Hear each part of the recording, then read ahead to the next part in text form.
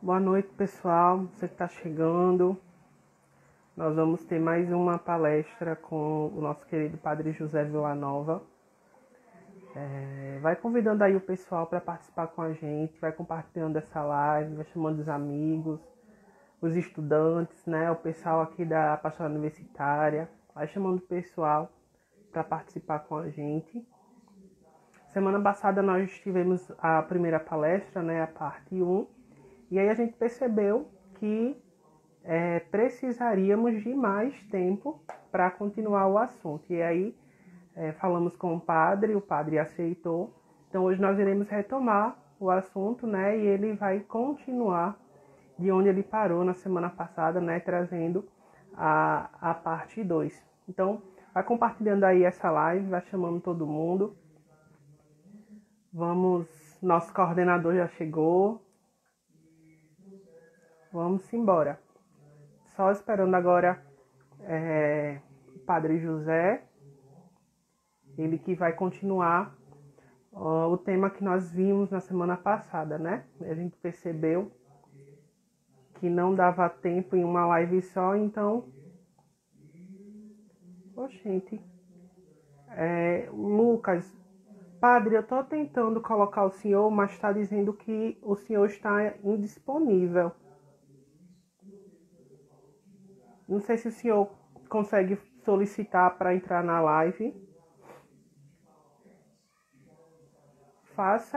Tente solicitar por aí, padre. Aqui eu não estou conseguindo colocar o senhor, não.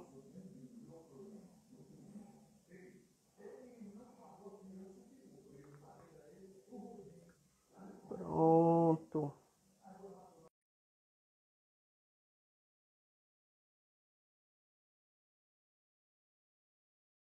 Já consegui. Agora. Boa noite, padre. Boa noite a todos. Sua bênção. Deus abençoe. Como é que vão? Tudo bem? Tudo bem, padre. Na medida do possível, né? Estamos caminhando com a graça de Deus. Vamos iniciar agora ou você aguarda ainda?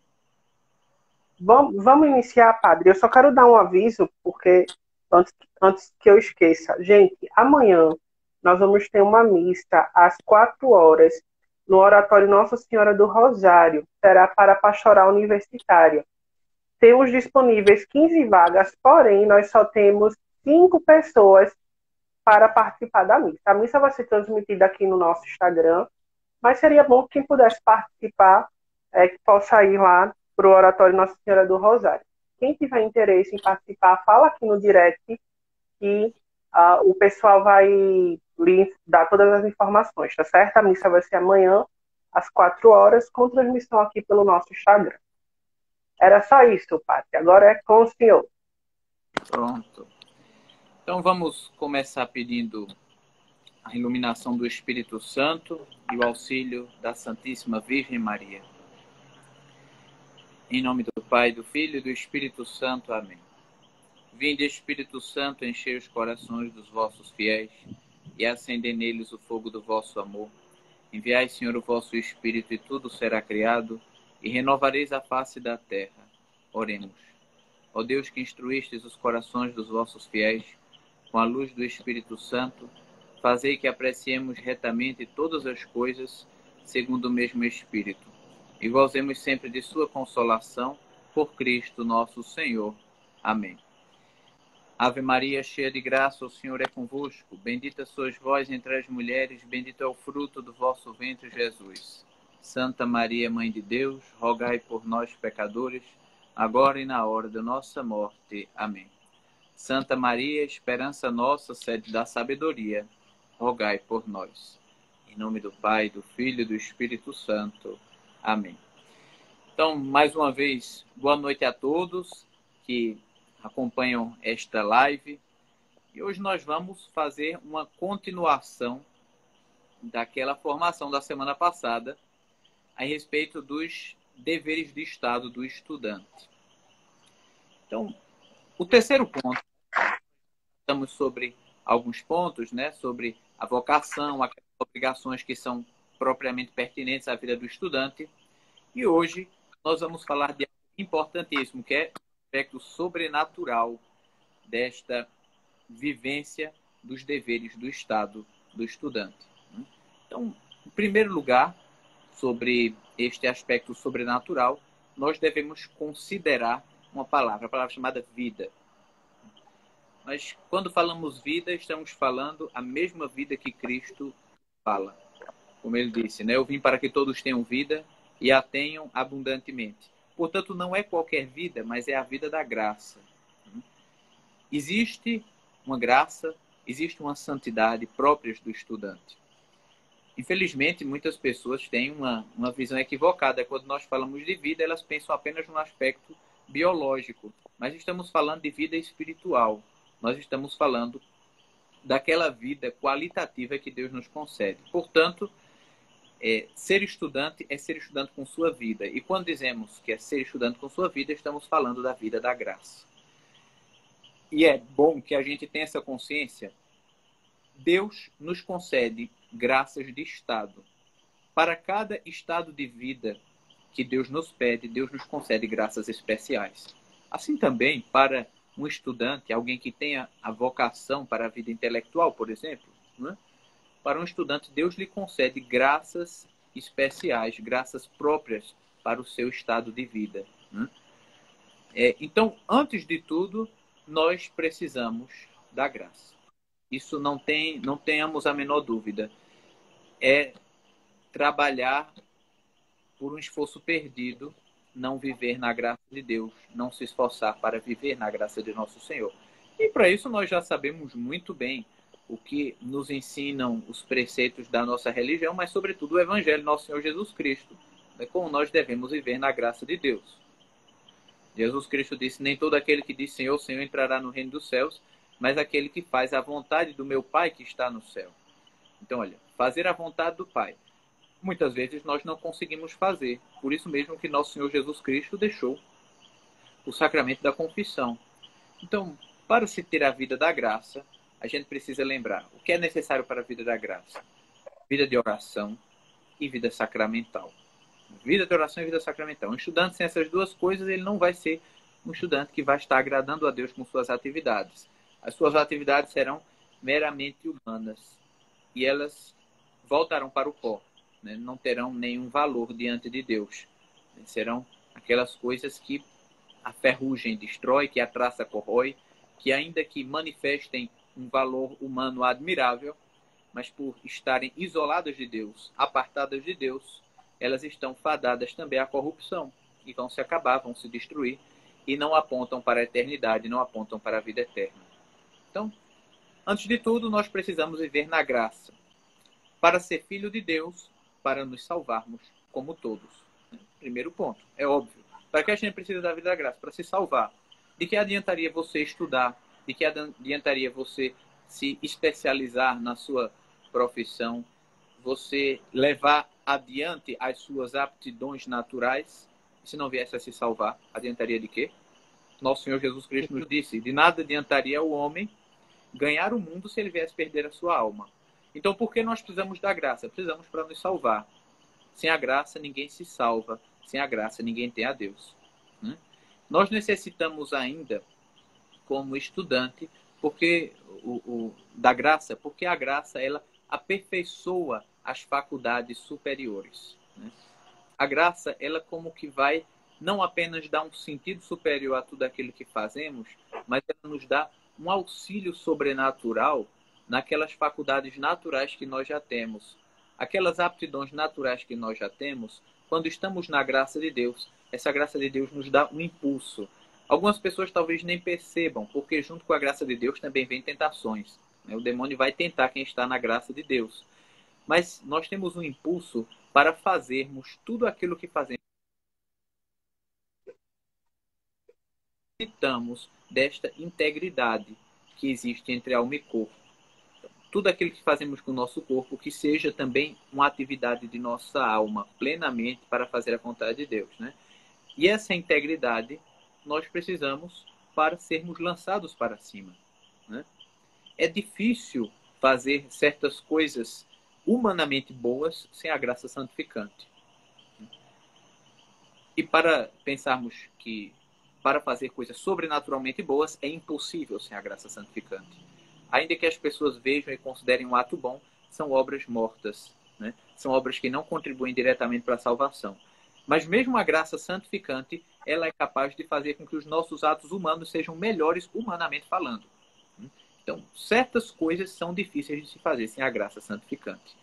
Lembremos que existe na doutrina da igreja a distinção, né, entre graça santificante e graça atual, né?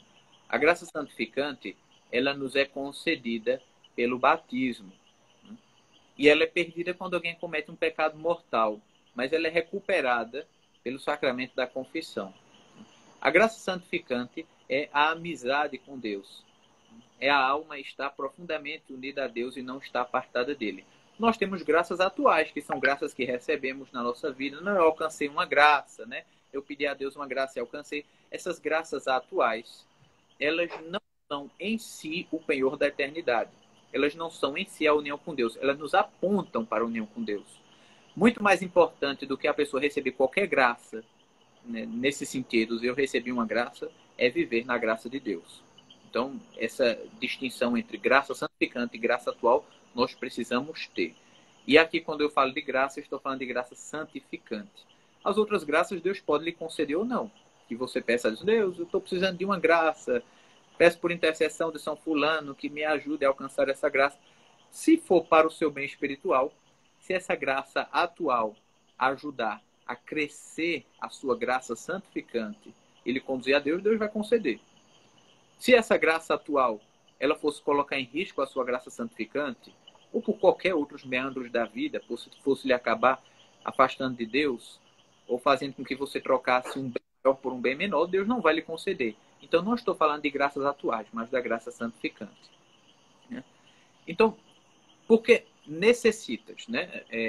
Por que buscar a graça? Porque nós necessitamos da graça de Deus, das graças atuais, para santificar o nosso estudo, mas também nós precisamos, sobretudo, da graça propriamente dita, né? A graça sobrenatural, né? A graça santificante, para vivermos o nosso estudo agradando a Deus. E para isso também nós precisamos da graça para ter confiança, né? Deus se interessa pelas nossas coisas, Deus se interessa pelos nossos empreendimentos, pelos nossos esforços. Até aqueles mais intranscendentes, Deus se interessa. Mas, antes de tudo, Deus se interessa por nós. A gente precisa fazer essa distinção importantíssima. Às vezes as pessoas pensam, Deus não me escutou, eu queria alcançar tal coisa e Ele não me concedeu. É porque antes de se interessar pelas suas coisas, Ele se interessa por você. E talvez aquilo que você se interessava em alcançar não fosse interessante para a sua alma. Então, Deus se interessa pelas nossas coisas, sim, pelo nosso estudo, pelos nossos empreendimentos, pelos nossos esforços, mas, antes de tudo, Ele se interessa por nós mesmos. Como estudante, nós precisamos desenvolver certas virtudes. Eu falei anteriormente da virtude da estudiosidade, né?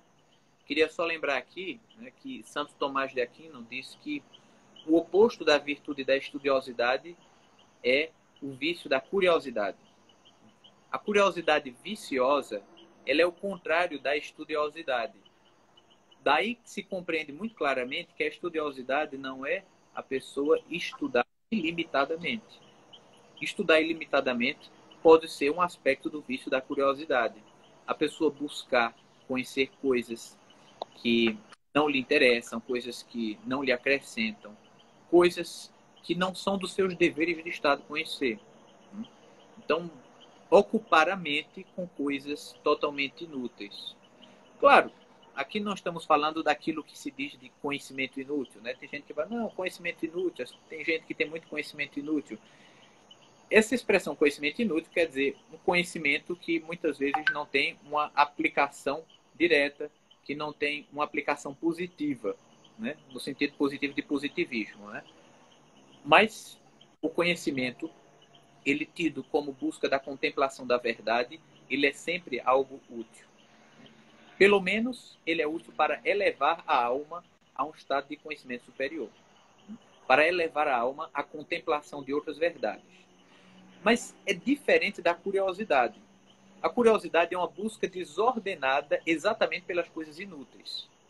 Então, a estudiosidade ela se contrapõe diretamente ao vício da curiosidade, segundo Santo Tomás de Aquino. E além dessa virtude da estudiosidade, que é uma virtude, digamos assim, secundária ou até terciária, ela necessita se basear em outras virtudes, né? Nós temos as virtudes cardeais, que são também chamadas de virtudes morais, aquelas 4, né? Prudência, fortaleza, justiça e temperança. Baseados nessas virtudes cardeais, todas as outras virtudes humanas se agrupam, né, em torno delas. Por isso que elas são chamadas de cardeais, porque cardeal significa eixo. Quando nós vemos, por exemplo, não a maçaneta de uma porta, eu esqueci agora o nome, aquele eixo em torno do qual a porta gira. Pronto. Aquilo significa cardeal, né? Os pontos cardeais são aqueles pontos referenciais, e aí nós temos os pontos colaterais, todos os outros que se baseiam naquela referência. Essas 4 virtudes cardeais, elas são importantíssimas de buscarem ser desenvolvidas, mas elas também se manifestam a partir de outras virtudes derivadas. E é importante que nós vejamos que para um estudante é fundamental desenvolver algumas virtudes derivadas das virtudes cardeais. A primeira que eu queria falar aqui é a virtude da pureza. A impureza, ela embota os sentidos e traz também uma cegueira da mente. Quando nós olhamos para as bem-aventuranças, nosso Senhor Jesus Cristo disse: bem-aventurados os puros de coração, porque verão a Deus. Isso significa que os impuros de coração não veem a Deus, né? Não veem ou não verão. E os puros de coração, eles têm não apenas a promessa de ver a Deus no último dia, né? Eles têm não apenas a promessa de ver a Deus no céu, mas eles já têm o antegozo dessa felicidade, enxergando a Deus na sua vida. Então, olha que coisa bonita. A virtude da pureza é uma virtude que nos abre os olhos para vermos a realidade como Deus a fez. Para vermos as pessoas com os olhos de Deus. Para enxergarmos as coisas e para valorarmos as coisas conforme Deus as valorou. Uma pessoa que tem o olhar impuro, né? A pessoa que está sempre buscando ver as coisas a partir da impureza, ela vai sempre ver as coisas pelo aspecto da indecência. Ela vai sempre buscar ver tudo com segundas intenções, vai sempre buscar ver as coisas não como elas são e não como elas se apresentam, mas buscar dar um sentido perverso, um sentido pervertido por trás de todas essas coisas. Então, por isso que a castidade, e a castidade eu digo assim, cada um no seu estado, né? Um homem casado vive a castidade na fidelidade à sua esposa, é óbvio, né? A castidade é uma virtude para todos os cristãos.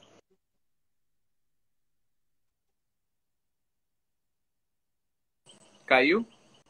Caiu, voltou. Estão me ouvindo? Tava travando um pouco. A gente tá lhe ouvindo, padre. Tá travando um pouco, mas dá para entender. A imagem tá um pouco Pronto. travada, mas ouvindo a gente tá.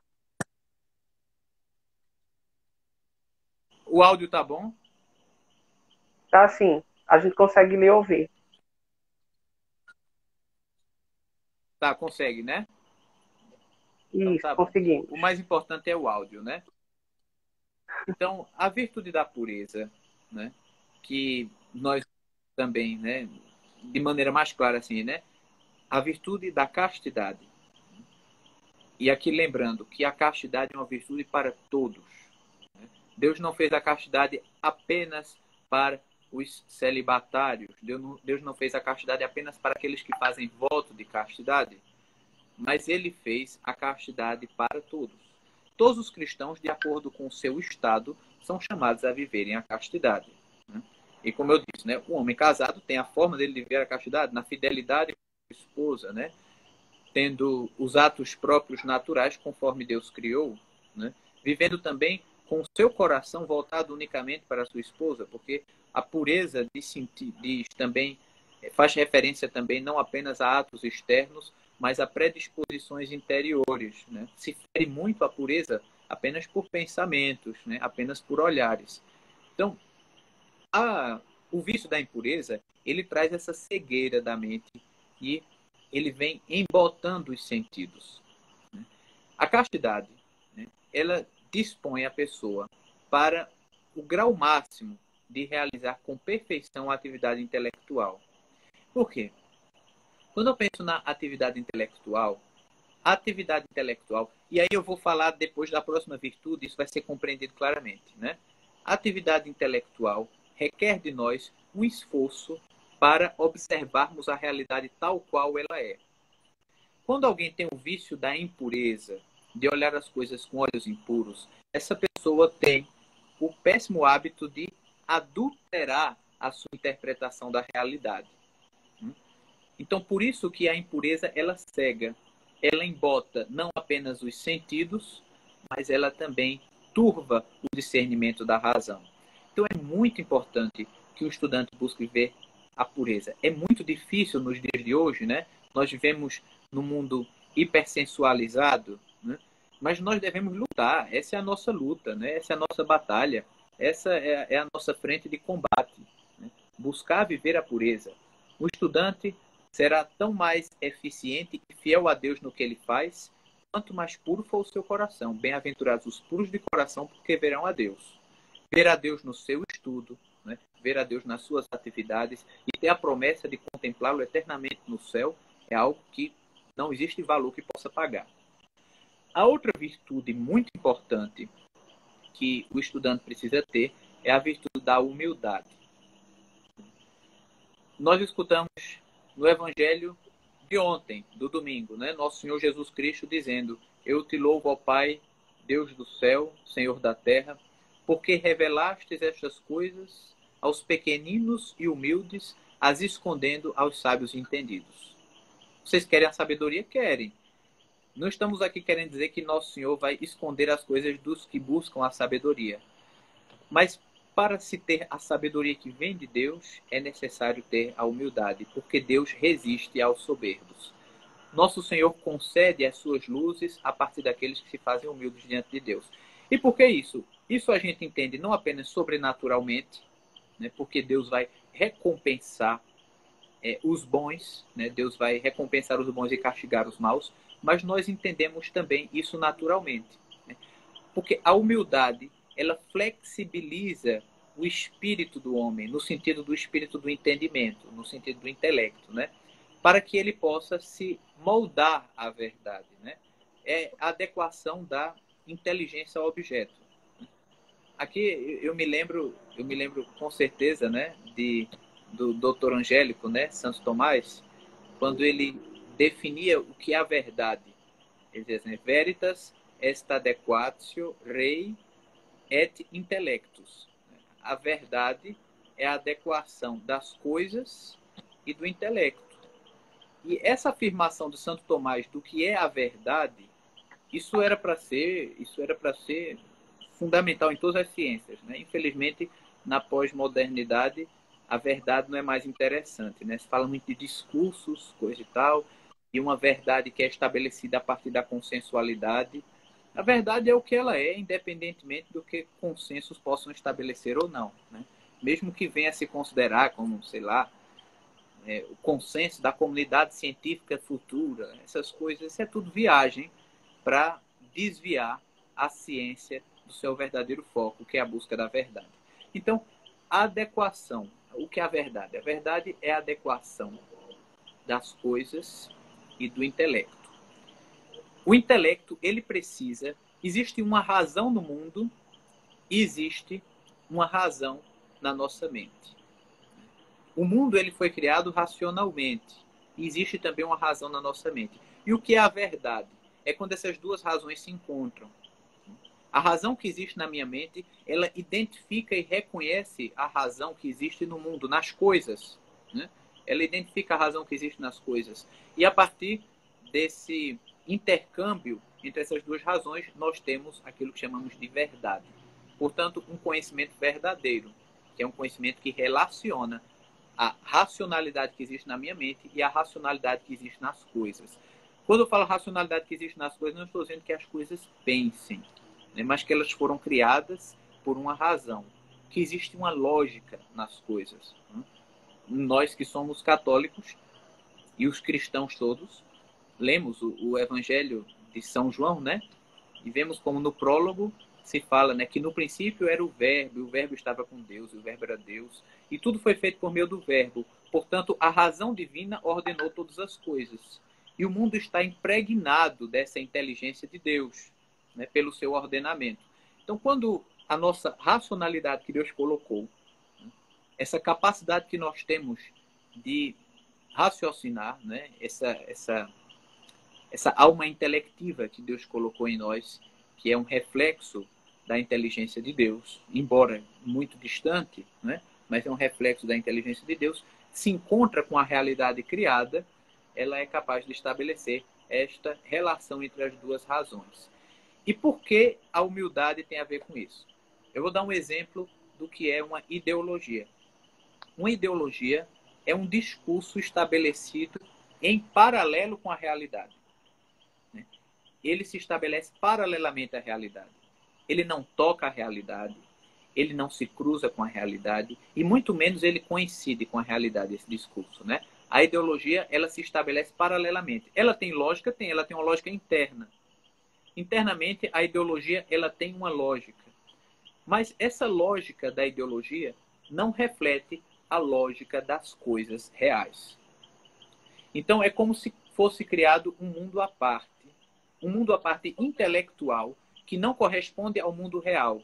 Portanto, isso não é a verdade, porque a verdade é a adequação das coisas e do intelecto. Quando você tem uma racionalidade intelectual que não se adequa de maneira nenhuma à racionalidade que foi posta na criação, nas coisas, né, no mundo, você tem uma ideologia, que é uma conceituação desvinculada da realidade, em paralelo com o mundo. E o que é que gera a ideologia? O que gera a ideologia é a soberba. A incapacidade de dobrar a sua racionalidade ao dado real. Quando você não é capaz de dobrar a sua racionalidade ao dado real, por causa da soberba, você cria uma ideologia. Você sente a necessidade de afirmar um mundo paralelo, diferente daquele que o é. Portanto, qualquer um que se empenhe em estudar, em empreender uma vida intelectual e não tiver humildade, necessariamente essa pessoa vai criar uma ideologia. Necessariamente essa pessoa vai seguir uma ideologia, qualquer coisa nesse sentido. Porque tantas e tantas vezes na vida intelectual nós precisamos retroagir. E nós precisamos dobrar os nossos conceitos que firmamos à realidade, porque a realidade se mostra diferente. Às vezes eu tinha formulado uma concepção, às vezes eu tinha formulado uma ideia, um sistema mental. E deparado com a realidade, eu vejo que isso não corresponde aos fatos. Então o que é que eu preciso fazer? Eu preciso adequar, né, aquele meu esquema mental às coisas verdadeiras, né? Adequação do intelecto e das coisas, né? As coisas não estão mudando. As coisas são o que elas são. Elas não vão mudar de acordo com o meu bel prazer, de acordo com a minha vontade, né? É claro, tem certas coisas que nós podemos mudar, né? Mas o dado, né, que nos é apresentado, ele não pode ser mudado. Ele é aquilo e pronto. É como diz aquele ditado, né? Contra fatos não há argumentos. Então, o que é uma ideologia? É um argumento contra o fato. E esse argumento cíclico, ele tem uma lógica interna, e claro que ele tem uma lógica interna, senão ele não se sustentaria intelectualmente. E ele tendo essa lógica interna, ele tenta confrontar os fatos reais. Ao invés de eu extrair a racionalidade das coisas, eu crio uma racionalidade e tento adequar as coisas, forçando-as aos meus conceitos. Isso é que é ideologia, isso é falta de humildade. O estudante precisa, portanto, ter a humildade para poder enxergar a verdade. E aí nós entendemos o que o Evangelho disse, né, desse domingo, nosso Senhor. Eu te louvo, ó Pai, Deus do céu, Senhor da terra, porque revelastes essas coisas aos pequeninos e humildes, escondendo-as aos sábios e entendidos. Não é os sábios entendidos, não são pessoas que simplesmente têm uma vida intelectual. Não é isso que nosso Senhor está dizendo. São aqueles que se acham tão sábios que são incapazes de se dobrar à própria revelação de Deus. Então eles deixam de enxergar a mais sublime de todas as verdades, que só se manifesta aos humildes. Aqueles que são capazes de dobrar a sua mente diante de Deus, de dobrar a sua mente diante dos dados reais, de dobrar a sua mente diante da verdade.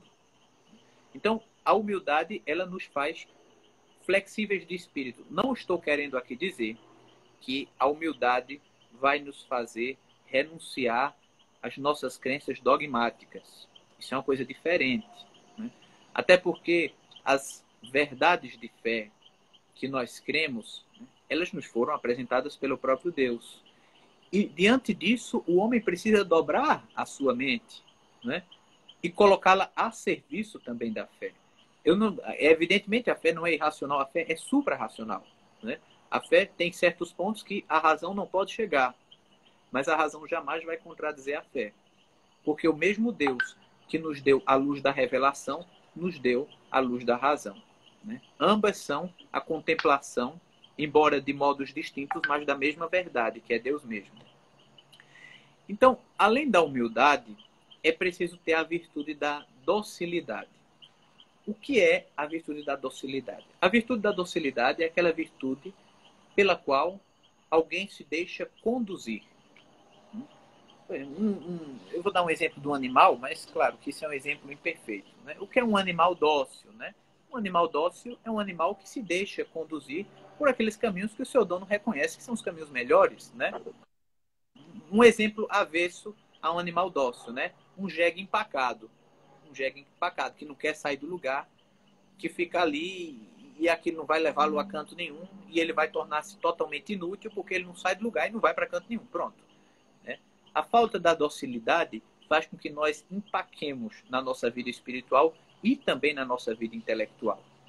É uma certa teimosia e que também está ligado à falta de humildade. Né? Então, a humildade e a docilidade, elas caminham juntas. A humildade é um conceito mais abstrato, né? Mas a docilidade é um modo mais prático de viver a humildade. Então, por que um estudante precisa ser dócil? Em primeiro lugar, porque ele precisa ter a consciência de que ele ainda não está formado, né? Que ele ainda não está formado e que ele não pode formar-se totalmente só. Né? Até o autodidatismo, ele tem os seus limites, né?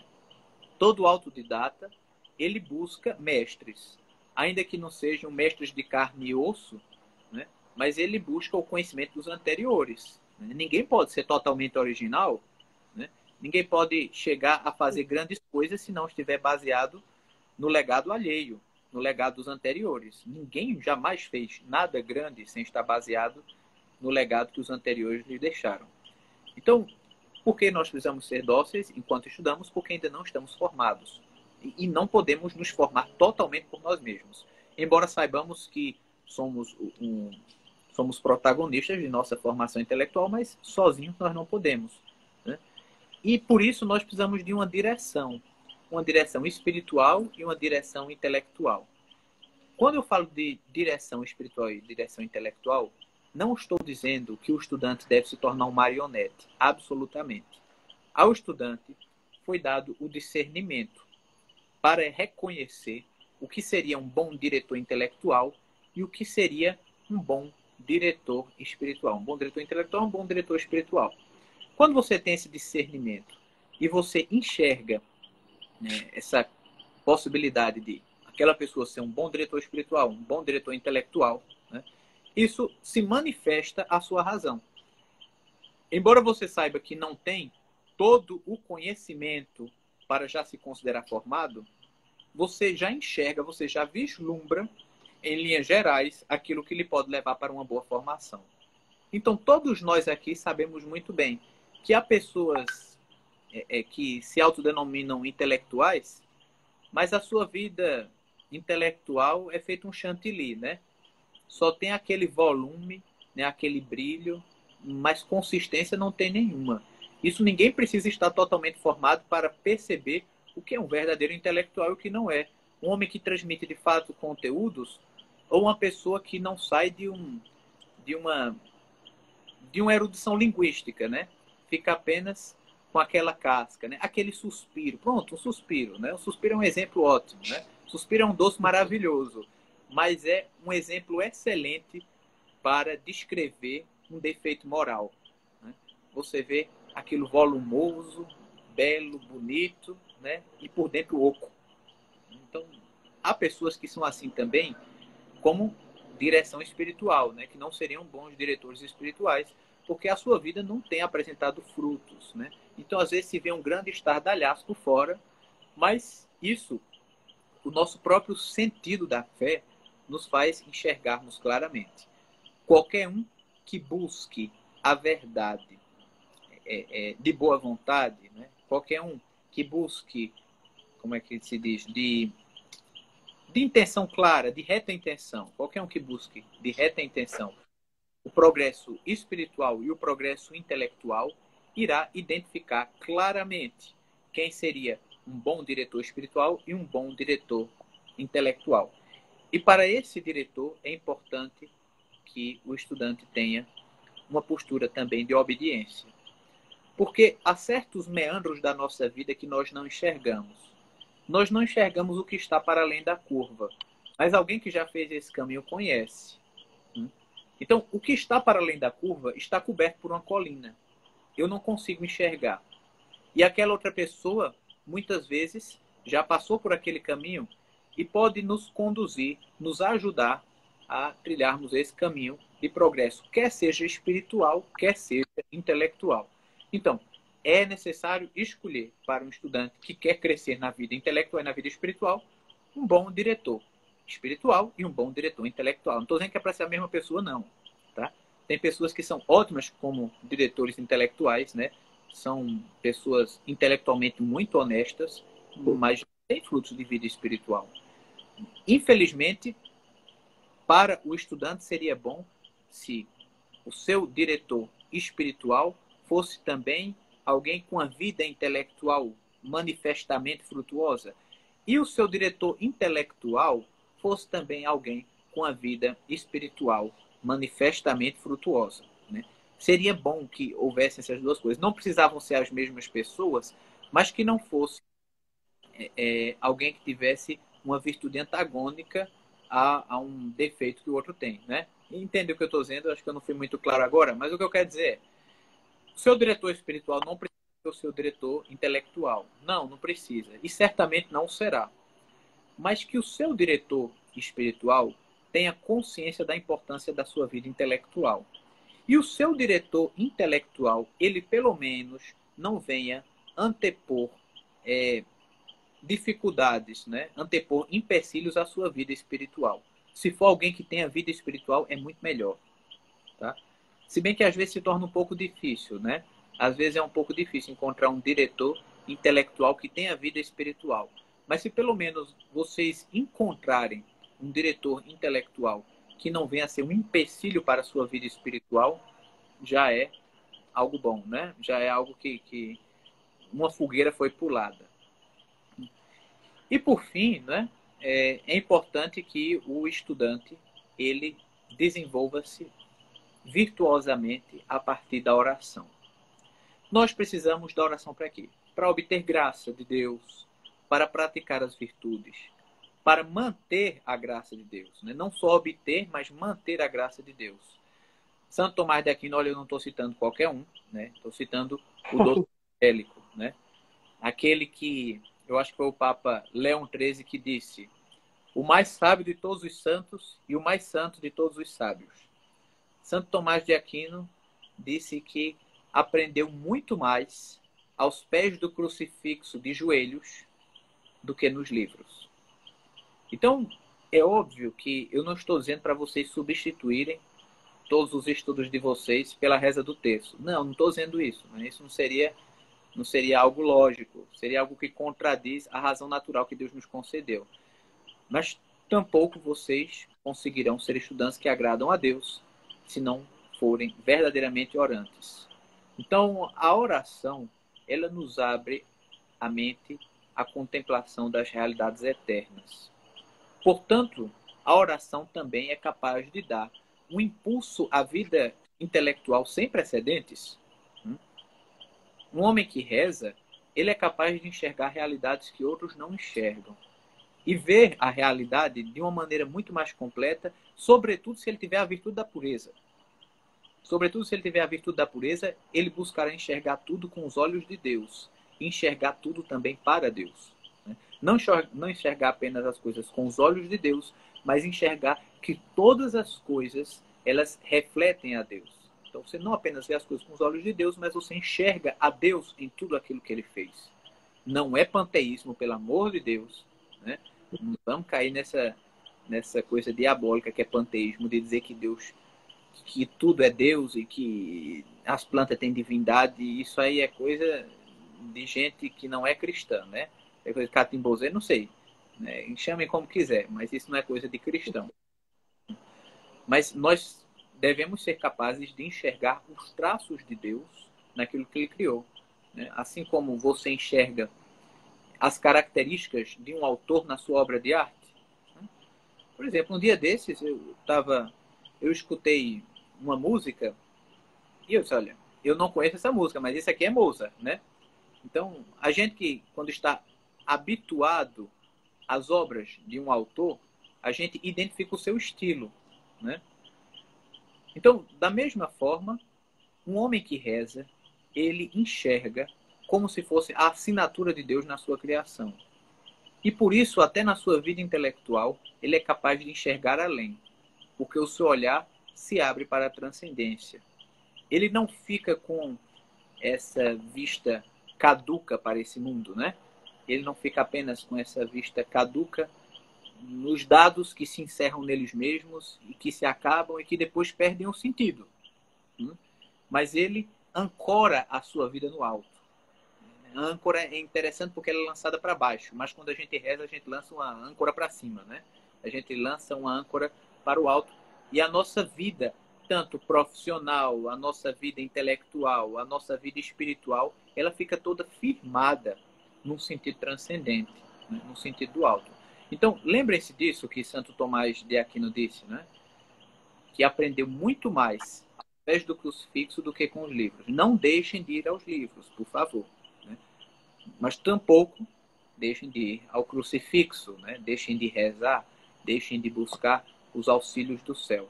Então, essa última parte, né, que foi continuação da primeira palestra, disse respeito às virtudes necessárias para um estudante.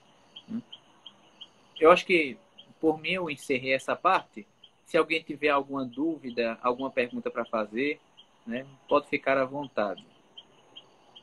Tem sim, padre. A gente tem duas perguntas que chegaram, mas uma vez eu passei por uma experiência, eu estava num congresso de letras lá na UFPE, e na hora do intervalo a gente foi lanchar e eu fui para a sala do diretório acadêmico de letras. E fique aqui pra gente, eu não quero nunca mais entrar naquele lugar. E lá a conversa que se tinha era: na tua sala tem cristão, na tua sala tem cristão, e eu estava com crucifixo, né? Hoje eu estou com uma medalha, mas geralmente uso crucifixo.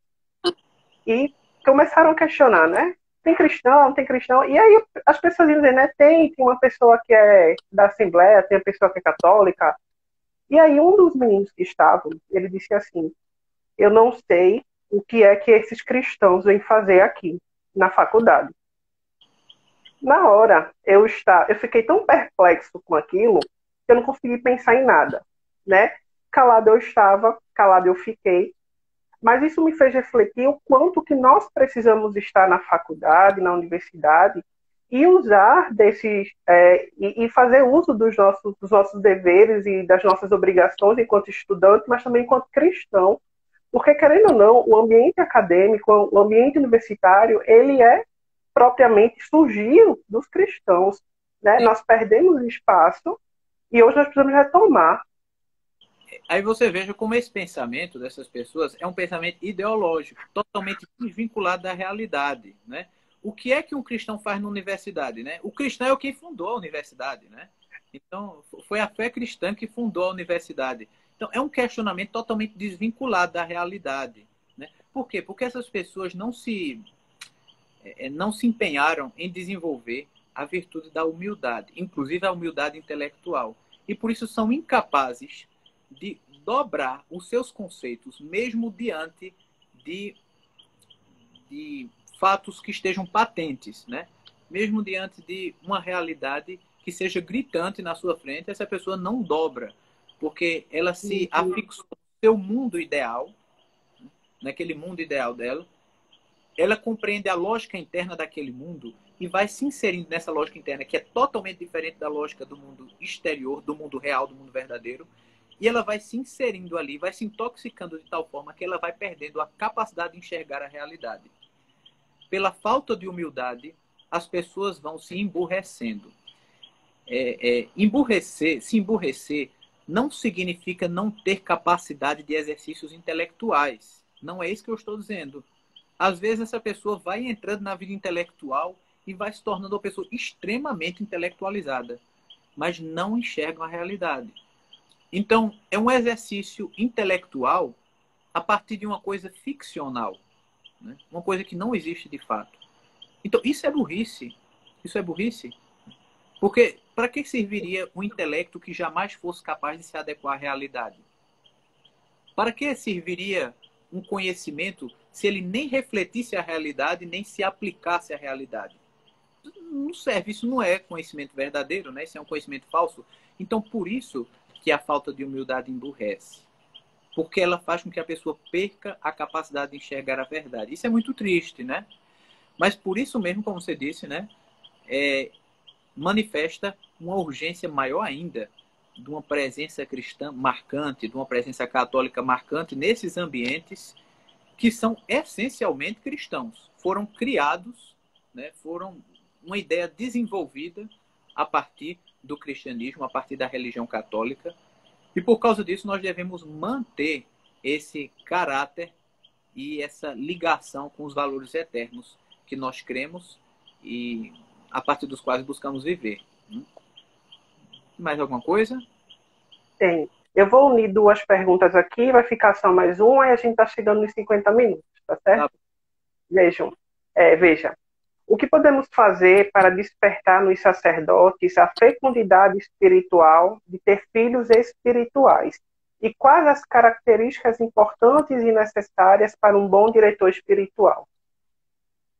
O que nós precisamos para infundir nos sacerdotes esse espírito? Rezar por eles, tá? Isso aí é imprescindível. Não, mas sempre diz assim, rezar por eles.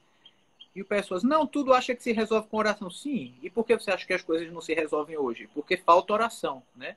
As pessoas querem fazer muito, inclusive fazer aquilo que não está ao seu alcance. Então, o que não está ao nosso alcance direto, a gente reza, coloca nas mãos do Nosso Senhor. Olha, você reza, você se mortifica por isso, né? Quem é que faz um jejum para que um padre desenvolva isso que está sendo pedido, né? Não estou pedindo que se acuse, não, nem de fazer jejum, de não fazer. Mas quantas vezes os católicos hoje em dia têm se mortificado para conseguir graças do céu, né? Então, isso aí é algo que eu acho que precisa ser feito, né? Os fiéis precisam rezar pelos sacerdotes. Rezar muito pelos sacerdotes. Consagrá-los à Virgem Maria. Se os sacerdotes não forem consagrados à Virgem Maria, eles nunca vão parecer com Jesus, né? Nossa Senhora, que é nossa mãe, ela nos educa conforme Jesus Cristo, né? Então, se Nossa Senhora ela é a mãe dos sacerdotes, nós devemos consagrar os sacerdotes sempre à Virgem Maria para que eles tenham essas qualidades tão desejadas, que antes de serem desejadas por nós, são desejadas por Deus. Antes mesmo de vocês quererem que os sacerdotes tenham essas características, Deus mesmo quer, né? E Ele quer nos conceder essa graça. Mas para Ele nos conceder a graça, nós precisamos da oração. Sem a oração, o nosso coração, Santo Agostinho comparava a oração a uma espécie de saco que as pessoas vão levar para fazer compras. Hoje em dia não, né? Hoje em dia é tudo no saco plástico. Mas antigamente as pessoas levavam como se fosse um saco de estopa. E precisavam alargar o saco quando a mercadoria era muito grande. Assim também a graça de Deus, quando ela precisa vir até nós, nós precisamos alargar as bordas do nosso coração para receber essa graça que Deus nos quer conceder. E como se chama o exercício de alargar as bordas do coração? O exercício de alargar as bordas do coração para receber a graça de Deus chama-se oração. Então, isso é que é, né, esse exercício. E qual era a outra parte da pergunta? As características importantes necessárias para um bom diretor espiritual. Pronto. Pelos frutos conhecereis a árvore, né?